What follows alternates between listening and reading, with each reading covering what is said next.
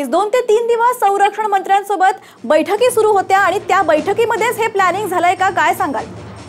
अर्थात असाच अंदाज आपण सध्या वर्तवू शकतोय, मात्र कोणत्याही प्रकारची अधिकृत माहिती भारतीय लष्कराकडून असेल, भारतीय हवाई दलाकडून असेल किंवा अर्थात पाकिस्तानच्या हवाई दलाकडून असेल, कोणत्याही प्रकारची अधिकृत माहिती, अधिकृत स्टेटमेंट आतापर्यंत आलेलं नाहीये। पण जी प्राथमिक माहिती आपल्याला मिळते त्यानुसार भारताने पाकिस्तानवरती हवाई हल्ला केलाय आणि याचा थेट दावा हा पाकिस्तानकडून करण्यात आलाय। पाकिस्तानच्या लष्करातील मेजर जनरल आसिफ गफूर यांनी हा दावा केलाय। त्यांनी जे सकाळी ट्विट केलं होतं त्यामध्ये त्यांनी स्पष्ट म्हटलंय की भारताने हवाई हल्ला केला, पाकिस्तानने याला थेट लगेच प्रत्युत्तर दिलं आणि त्यानंतर भारताचे जे हवाई विमान आहेत ते पुन्हा परतले असा दावा पाकिस्तानने केलाय। मात्र अद्याप अधिकृत कोणतीही याला पुष्टी मिळालेली नाहीये।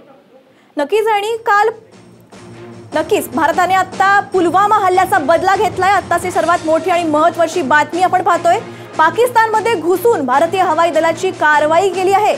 पहाटे 3:30च्या सुमारास पाकिस्तानमध्ये हे हवाई हल्ले झाल्याचं समजतंय। भारतीय हवाई दलाने हा बदला घेतला आहे।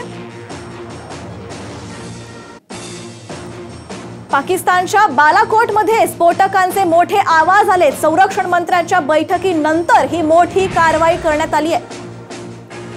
पाकिस्तान विरोधात ही कारवाई करण्यात आली आहे। भारताने पुलवामा हल्ल्याचा बदला घेतलाय। आता सर्वात मोठी आणि महत्त्वाची बातमी आपण पाहतोय, पाकिस्तानमध्ये घुसून भारतीय हवाई दलाने ही कारवाई केली आहे।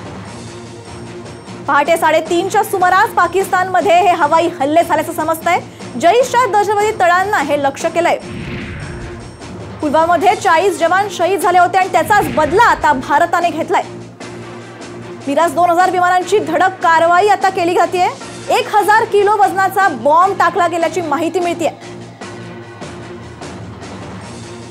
पुलवामा हल्ल्यानंतर आता दोन्ही देशांमधले संबंध ताणले गेले होते आणि एकाच वेळी आता 12 मिराज विमानांची धडक कारवाई पाकिस्तान विरोधात करण्यात येते।